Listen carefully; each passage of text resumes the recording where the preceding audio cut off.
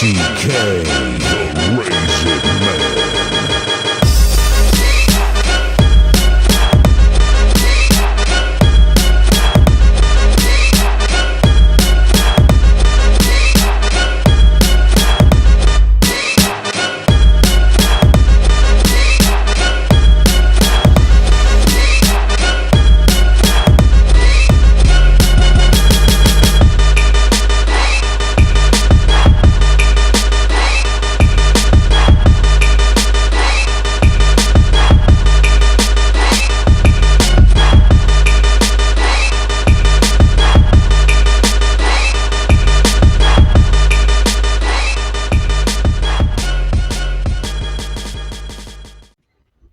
All right, man. Back with the Carolina Panthers. Panthers, interesting team here. They were 5-12 last year, but Bryce Young, went through some things, you know what I'm saying? But he finally got on track. He finally started to show some promise. So, new coach Dave Canales, working with him over there. So I think this is a team that, let's see what they did in the offseason before we make any judgments. But I think this is a team, man, to watch out for, man, because they weren't that bad last year. I think they played a little bit better than their record. MGM got them at 6.5, 28th ranked schedule. So maybe an opportunity to meet that number there for the Panthers. But what are your guys' thoughts on, and what did you see out there from the Panthers last year that impressed you or didn't impress you, man? Talk to me about what they did. Yeah, the Carolina Panthers last year started off very horrible. Ended the season on a little bit of a high note. They were in a lot of games, and they could have won some of those games, especially that Chiefs game. They could have really won that game. And Bryce Young, man, he's turned. I think he's turned the corner in his career, and with him turning the corner in his career, man, the Panthers, I think they have very good hands with Bryce Young, man. Go ahead and build a roster around this kid. Like, give him some weapons, give him an offensive line, and he showed you that he was worth that number one pick in points of last season. So. Yeah, the Carolina Panthers, they were 5-12, but could have easily had 8 wins last year, even starting out the way that they did. Old man Thielen out there was still balling. Bryce Young came back and did their thing. The thing that hurt them the most last year was their defense. Their defense and their offensive line, the trenches. And this man coming up, he's going to give you the stats on that, and he loves the sexy fatties, the trenches. So, hey, coach, talk to him. All right. When we take a look at the numbers, and they speak volumes. You talked about the defense. Points for, they were at 23rd, scoring 341 points. But the points against, 534. They were dead last. So that is a big thing. They got to improve. The SRS was at a negative 10.99, basically negative 11, which is also dead last. And their strength of schedule was at 0.36. last year. Now, in terms of total team totals, statistically, the point scored, I said, was at 341.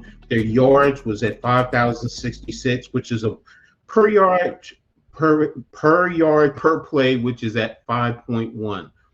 Passing totals, they completed 341 passes in 547 attempts for 3,188 yards, 22 touchdowns, but 15 interceptions. Now, rushing, 410 attempts, 1,878 yards, 18 touchdowns, and they averaged 4.6 yards per carry. So, league rankings, I said it earlier, they were 23rd. Their yards, they were at 29th.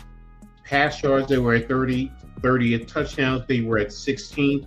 Interceptions, they were at 23, so they're in the bottom spectrum. Rushing yards, they were at 18. Rushing touchdowns, they were at 8. So once they get into, especially into the red zone, they do score the touchdowns. Defensively, That's where it lies. Points scored, 32nd. Total yards, 32nd. Pass yards, 23rd. Pass touchdowns, 32nd. Pass interceptions, 24th. Rush yards, they're at 32nd. Touchdowns, they were at 30th. So as you see, that's where it lies. They were in the bottom spectrum of the league. So now players that, have the positive impact, it's always going to start with the quarterback in this day and age. Bryce Young completed 234 passes in 384 attempts for roughly 61% completion rate. He threw for 2,403 yards, 15 touchdowns, and 9 interceptions. But that's a young quarterback, developing quarterback, so he's starting to improve his game from his first season. So it's going to be a little fire quarterback, hopefully going forward. And a player either coming in or returning last year that can have a meaningful impact, it's a returning player. J.C. Horn. He played in 15 games, started 15 games, 68 tackles, 49 solo, and 19 assisted. And this is from a cornerback, 49 solo, 13 pass defense. So that tells you he's getting his head around, he's knocking the ball away. TFLs, he has 5. Now he has to improve in interceptions. He's only had 1. He has 2 sacks, 2 quarterback hits, and he's a Pro Bowler. Now he's one of the most physically gifted corners in the NFL. He continues to solidify himself as a promising shutdown cornerback, relishing the opportunity to compete against the league's premier receivers. And that's an attitude that you want in any player, but especially in a cornerback, because they play on the island against these money-making receivers. So he wants to show that he's one of the best. And again, like I said, 13 pass defense for 49 solo tackles. That tells you when those receivers catch the ball, he shuts them down right then and there. So that's really what I have. That's the number. So turn it over to you, my brother, NYG. Go ahead. Take the horn, bro. Yeah, take the horn like JC. That's bars right there, coach, man. Appreciate that, man. But yo, let's see what the Panthers did to improve their squad. But they did lose some pieces. So we always gonna have to start with the losses first before we get into what they added. Bringing up the losses now. Starting off, man, Miles Sanders. Last year. Now he's going back to the Cowboys. Came from the Cowboys. From the Eagles, NFC East, another NFC East team. To Carolina. He had a decent, he was all right over there for the Panthers, but he's gone. Jadeveon Clowney's gone. Shaq Thompson, long time Carolina Panther. I believe he was drafted by the Panthers, has some injury things go on with him there. So he's now moving on to the Buffalo Bills. Lost a couple cornerbacks, Caleb Farley, Dane Jackson. So I'm seeing a lot on defense, but maybe that was just to turn over the defense and bring in some better players. That's what I'm hoping for here. But what are you guys' thoughts on who they lost, and is anybody that stands out to you in particular? Well, it's not anybody that really stands out in particular, but I will say this man here on the screen, Mr. Shaq Thompson, man. I just think they lose a sentimental value in Shaq Thompson and leadership. He has been hurt often, and he has been a leader on that Panthers defense for a very, very long time. But they didn't lose too much from last season. So Shaq Thompson is the guy that I see that they lost, and it may affect them in a sentimental value. I think they could get better at the linebacker position from Shaq Thompson. So it's not too much I can say that they lost, man. But Coach, what do you see in key losses here, bro? Whoa, Pat, thank you for that. Woo, man, just watching those hits from Tom. Oh, my gosh. Man, lifting and driving. But seriously, man, it just looks like everything's on the defensive side because you had basically the worst defense in the league. So, Jordan Feller, your DBs, bad. And most will probably say, oh, Jadeveon Clowney, former number 1, bang with the hit against Michigan, blah, blah, blah, blah, blah. You know what? I'm just going to go with the kicker and the punter. Those are the biggest losses to me. So, you got to replace both of those guys. So, that's all I can see because you didn't lose anything on defense. If you want to say Miles Sanders on offense, okay. But, I bet you they did bring in something that's a little bit better than what you lost. I guess. I hope. Let's see. Back to you, NYG. Yeah, let's see. Let's see what they bought in Carolina, man. If the Panthers, they got some work to do. They do got some work to do over there. I am high on this team a little bit, but they do got some work to do. And they went out and they did it. They did it. They bought in a couple they did bring in Rico Dwaddle, went and got another. They just love going to the NFC East for their running backs. Went and got another one over there, ex-Cowboy. Then they got David Moore, Hunter Renfrew at the wide receiver position. Couple of veterans there. Tommy Trimble coming back there. Got edge Patrick Jones II. I think that was key there. And Trayshawn Wharton got big money there, a 3-year, $54 million deal. Adding to that D-line as well as Bobby Brown. Bobby Brown. And they got Mike Jackson too, man. So they got Mike Jackson and Bobby Brown to add to that defense. And, of course, re-signing J.C. Horn. But what are your guys' thoughts on who to you is the key signing here? Now, they did do some work. They did do some work. I do believe that. I think they had a pretty decent offseason. But what stands out to you guys? Is there one player or players that you guys want to key in on here for the key additions for the Carolina Panthers? All right, man. They did do a couple of things here, man. I do like that they did Trayshawn Wharton, sign him, but man, the guy, he's not even an addition. They just kept him. And J.C. Horn, man, one of the top corners in the league. Man, man's up, plays like Coach said earlier, man. Made tackles, very physical, and man, he's like a wasp out there, man. He just buzzes around, stinging people all day.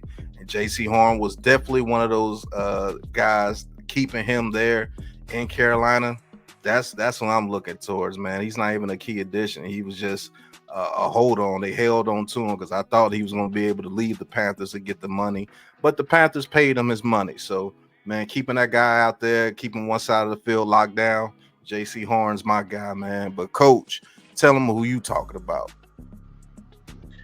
Okay, first of all, Carolina, y'all need to wear them black uniforms more often, man. Damn joints is But I always say, I always harp on it. It's always about the sexy fatties. And I gotta go with, it's my prerogative, Bobby Brown, to shore up the middle of that defense, man. Because just like I was talking about Atlanta, they didn't do anything to at least address the interior. At least getting a guy like that who can at least be a decent player in the middle. Can he develop into something more? We'll see going forward. But Bobby Brown, there's the number 6'4", 324. A decent defensive lineman who can at least hold the middle and not let it get cleaned out and not always get washed away. Where the running backs will be able to just eat going up in the middle. I talked about Tampa Bay, and you saw how good they run. Atlanta does have a good running attack, so you need to be able to hold that middle, especially in your own division. So, you got Bobby Brown. Rose Boom, I mean, I like the name. That's why I'm going with it. You know, Later Boom. You know, so as a linebacker, can he be that type of a player? But you know, I started with Bobby Brown. I'm gonna close with Bobby Brown, the third. Let me make sure I'm saying that right now. The third. You know, so is it going to be his prerogative to totally dominate the middle of the offensive line between their guard and their two guards and with the center? So that's who I think, you know, probably can have the biggest impact going forward as a new addition to the Carolina Panthers. So, but back to you, NYG and Pat. Yeah, man. Talking Bobby Brown, talking Mike Jackson, talking New Edition. Man, we all R&B and soul up in this joint. You know what I'm saying? But what's the soul of a team, man? You know, of the offseason, I should say. That's the draft. That's the NFL draft, man. That is where you build the foundation. And let's take a look at what the Carolina Panthers did here. Number 8 overall pick, Terrion McMillan. I think this is solid right here. Home run pick, in my opinion. Man, the Panthers, what do they need? They need targets for that boy we talked about earlier, Mr. Bryce Young. Man, this is one of the best receivers in the draft. Some say he is the best, man. But I do like the prospect of having him and the guy they drafted last year. Man, my man from South Carolina. I don't know why his name slips me, but I'm sure you guys know. Leggett. Yep, them two guys right there, man. Two big body receivers, man, that can go up and get the football, man. One on one side, one on the other side, man. I like what they building here, man. But the rest of this draft, man, yeah, they did attack the defense, man. 2 edge rushers there, Nick Scroton and Princely. Not gonna try to say that last name. You know McMillan, I think. Yeah, you go ahead, right along. My brother, my good brother, Trevor Etienne, running back. So adding to the running back room there as well. Lathan Ransom, safety out of Ohio State. I think that's a sneaky good pick there. But man, y'all talk to me, man. Y'all know I love talking about these draft picks, man. But who y'all got, man? Which one of these draft picks y'all think can have the biggest impact for the Panthers going into the season? Yo, I gotta go with my man Ted McMillan, wide receiver out of Arizona. Him, Xavier Leggett. Shout out to Jimmy Horn getting drafted in the later rounds. I think with those guys out there, and there's one guy I always forget that's out there, but he is pretty doggone good himself. He always shows up. But that receiving core, when I was saying earlier in this, you know, production, Bryce Young needs help, man. Get him some weapons. And why not get him the biggest weapon in this past year's draft? It's Ted McMillan, 6'5", 6'4", 6'5", runs like a deer, runs good routes.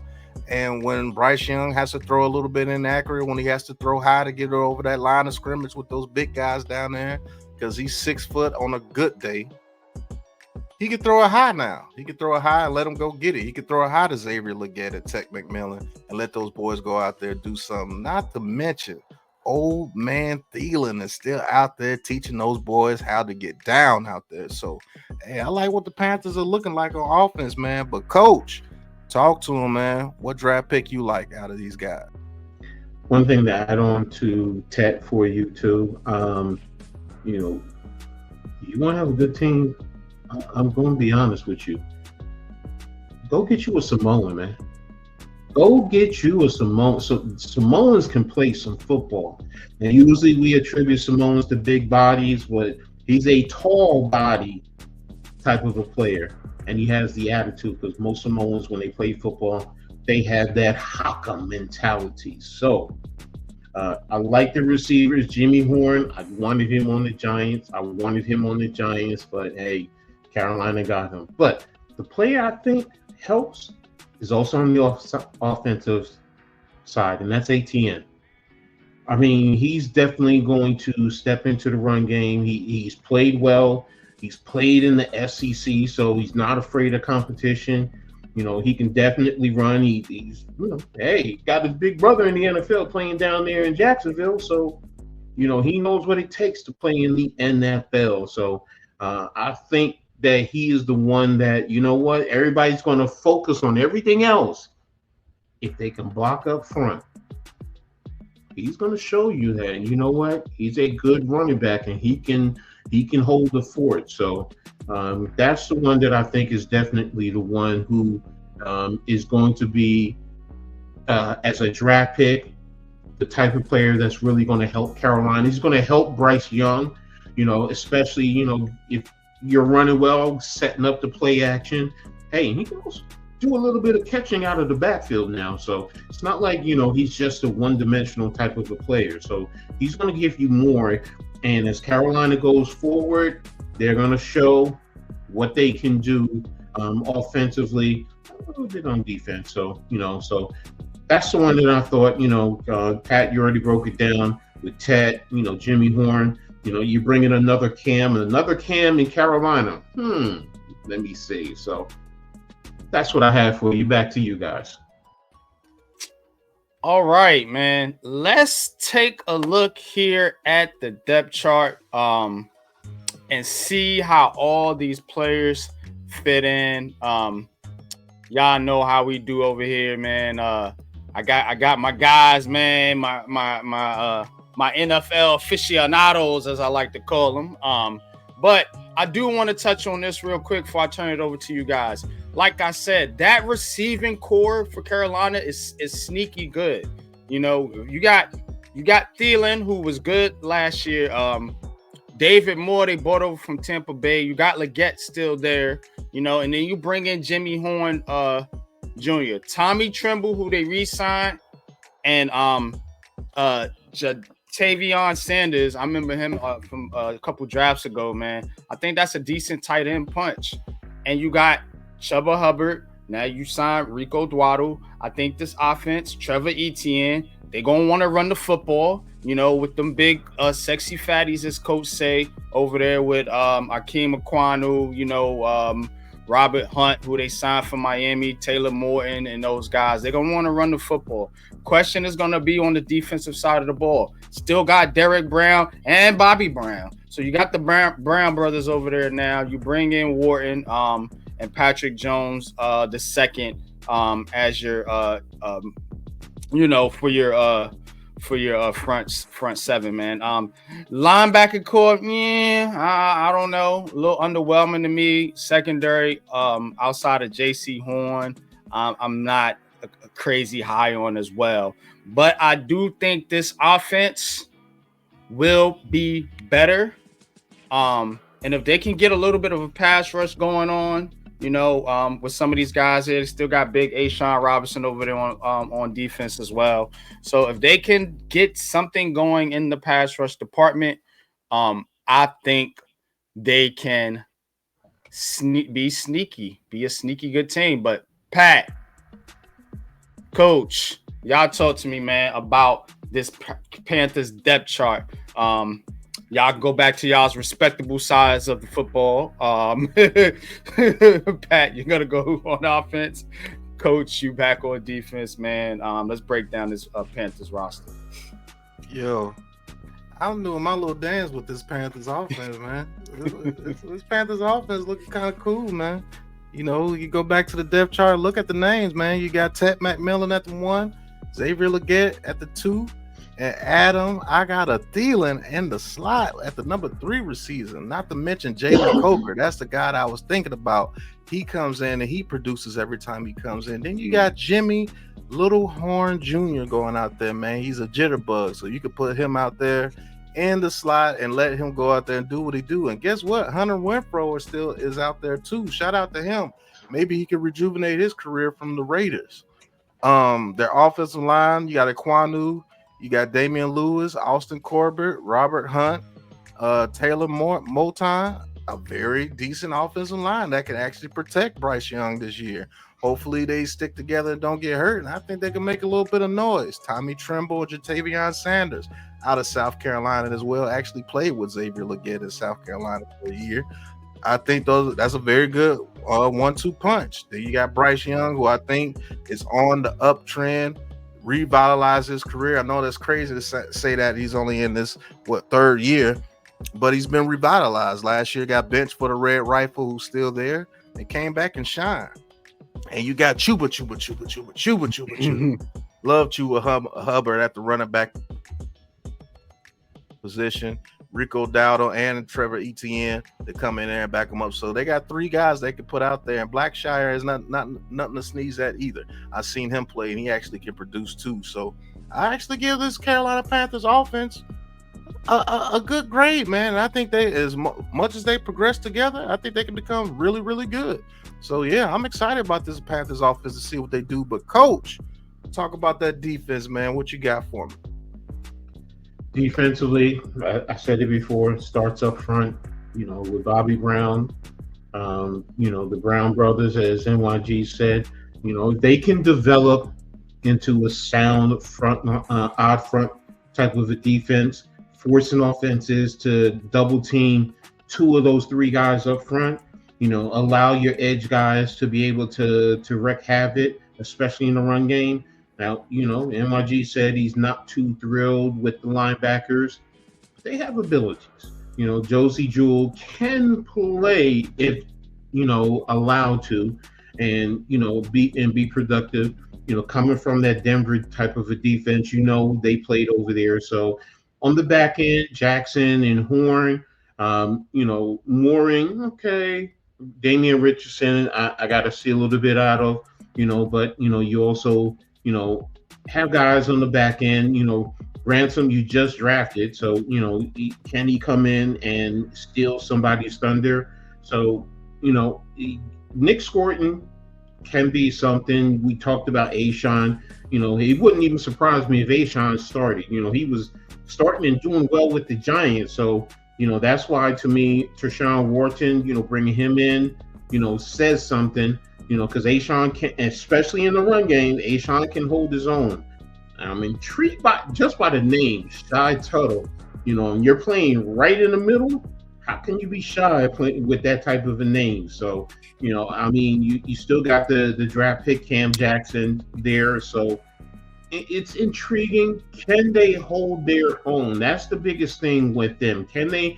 They don't have to be an elite defense, but if you can at least be a middle of the pack type of a defense with their offense, hey, I'm going to say it right now.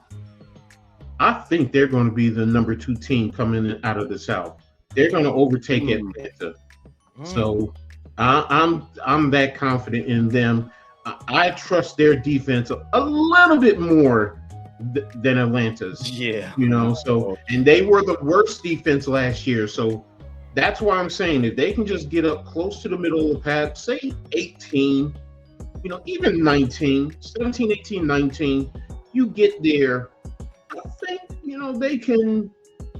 they can show something, and I think they can win more than 5 games. So, but we got to see how the schedule breaks down to really get a true indication. Yeah, let's do that right now, folks. Let's break down this schedule. They got the Panthers at 6.5. I'm looking at the schedule though. To be honest, I think this team can pick up some games here. You got Jacksonville, man. Man, we did the Jacksonville preview, man. I'm not high on the Jags really that much. You can beat teams like New England. I think you can compete with the Jets, the Cowboys, the Dolphins. You can definitely compete with the Saints and the Falcons in your division. 6.5, man. 6.5. Talk to me. We going over or under here? I'm be honest with you, man. Those first 4 games, I could see them actually being 3-1. With a loss either with the Falcons or the Cardinals. I could see them being 3-1 in those first 4 games. I know they can beat Miami. I know they can beat the Jets. They can beat the Cowboys too. But then you get to Buffalo and Green Bay. Then it gets a little rough. Then you get to New Orleans. I think they could beat the Saints. Then you get to Atlanta, San Francisco, Los Angeles. Ooh, I don't know. Then you get the Saints again. I think they could beat the Saints twice. And then you get Tampa Bay twice. And Seattle's going to be a brawl. I think that's going to be a very good game towards the end of the season with them in Seattle. But 5 games? What was it over? Six and a half. They will have to win. Can 7 they get games. to 7 games? Yes. I'm giving the Panthers 7 games at least this season because I do believe Bryce Young and the way they ended last season, they were competing with some of the top teams. And now that they got Ted McMillan out there and they got their offensive line shored up, if that defense shows up just decent, there's some teams on that schedule that they can upset and get some games out of there. I got them over, man. I got them over. Coach, what you got, man? Over under 6.5 for the Panthers. Oh, I definitely think they're going to be over. I definitely think they're going to be over. The question is, can they get to 9 games for me? Can they get to 9 games? 9. And, 7, I definitely believe they're going to get it. I do. Because I think they can get Jacksonville. Arizona is a toss-up. I think in their division, worst case scenario, they're 3-3. That's what I'm thinking. Yeah. Best case scenario, they're 5-1. Best case, because that means they split with Tampa Bay. So you do that, and New England, depending, that's a toss-up game. I'm with you. I can see them beating them. I can see them beating Miami. I can see them beating Dallas. I can see them beating the Jets, just like Pat said. So, if you, best case scenario, you were to come out of that with 1 loss, going into the back end, hey, I could see it. So, because that you said 1, 2, 3, 4, 5, 6, 7. So if they're 6-1, and then you still have New Orleans, Atlanta, Tampa, and New Orleans twice, that's 4 division games. And if you get 3 of those wins, that's why I said can they get 9? Can they? There is that possibility, I mean, you still have Seattle coming to them now. So it's not like they're going to Seattle. It's like, wow, But I mean, I can also see them because Tampa Bay's at the back end of the year. They can lose both those games. So I'm not going to sit here and say that, they're definitely going to split. But I guess it depends on if Tampa is competing like for the playoffs or whatever, then they could, rest those players in that last game or maybe the last 2 games, depending on if they got a big lead in the division. So you could see a scenario where, they could possibly pick up those a game against Tampa, like you said. So I'm with you guys. I'm going over as well. 6.5. I think they get at least 7 games this year. This is going to be an improved team. You see improvements from the quarterback. They're sticking with the coach. He's coming into his 2nd year. You got some returning veterans, and you had a good draft. So, and you didn't lose much in free agency. I see all that should mean, and your schedule is, I think it was 28th. ranked. So all that being said, you should have an opportunity to improve on that 5-12 season. 2 wins is not a stretch. So yeah, I give them at least 7. I'm going over. Yeah, man. Watch out for the Panthers. That's why all that Falcons talk, I'm like, no, okay. Yeah. How about Falcons want to? Yeah. This might be the team, like you said, Coach, that's battling with the Bucks for the division. So, but that being said, man, we are going to get to our last team here in the NFC South, and I think they are